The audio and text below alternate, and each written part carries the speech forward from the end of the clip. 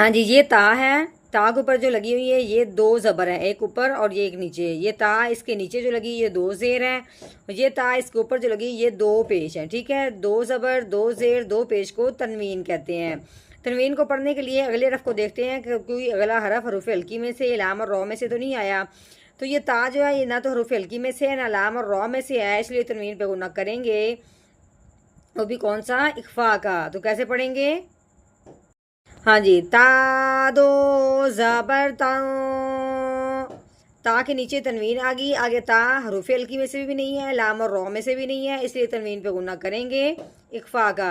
ता दो जेर त्यों, ता के ऊपर तनवीन आ गई। आगे दाल हरूफ हल्की में से भी नहीं है, लाम और रॉ में से भी नहीं है, इसलिए तनवीन पे गुना करेंगे इख्फा का। ता दो पेश तो तां त्यों तो